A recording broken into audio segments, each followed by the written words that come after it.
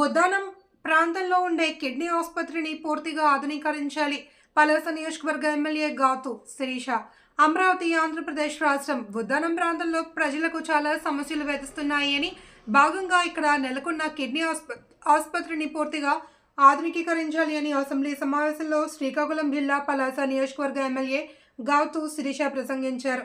ఈ ఆసుపత్రిలో ముఖ్యంగా డయాలసిస్ యంత్రాలను ఆధునికీకరించాలి అని, అదేవిధంగా మరికొన్ని అదనంగా ఏర్పాటు చేయాలి అని, దానికి సంబంధించినటువంటి వైద్యులను, సాంకేతిక సిబ్బందిని నియమించాలి అని అసెంబ్లీలో ప్రస్తావించారు.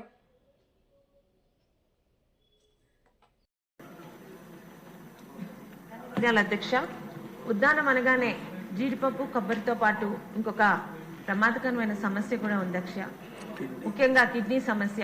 అయితే 2018లోనే దానికి చంద్రబాబు నాయుడు గారు ఆయన టైంలోనే అక్కడ డయాలసిస్ సెంటర్స్ పెట్టినా కూడా ఈరోజు కారణం లేకుండా ఒక్క కుటుంబంలోనే దేనికి కూడా తెలియకుండా మనుషులు 20 సంవత్సరాల నుంచి కూడా పిట్టల్లా రాలిపోతున్నారు అధ్యక్ష.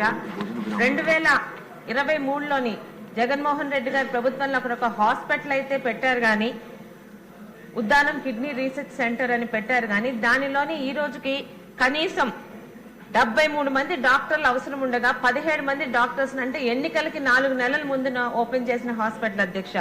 ఈ రోజు ఆ కిడ్నీ రీసెర్చ్ సెంటర్ కింద దాదాపు 700 గ్రామాలు 2 లక్షల ప్రజల ట్రీట్మెంట్ అవ్వాల్సిన అవసరం ఉంది అధ్యక్ష. కానీ ఈరోజు ముఖ్యంగా ఆ శాఖ మంత్రి గారికి విన్నపం ఏంటంటే, ఇతర హాస్పిటల్లా కాకుండా ఉద్దానాన్ని పట్టి పీడిస్తున్న ఒక ప్రత్యేకమైన కారణం లేకుండా ప్రజలు పిట్టల్లా రాలిపోతున్నారు. డయాలసిస్ యూనిట్లు కూడా దాదాపు 10 తప్పితే ఎక్స్ట్రా లేవు. ఒకసారి ఆ కిడ్నీ రీసెర్చ్ హాస్పిటల్ మీద ప్రత్యేక దృష్టి పెట్టి దానికి కావలసిన డాక్టర్స్ గాని పంపించాల్సిందిగా కోరుకుంటున్నా అధ్యక్ష.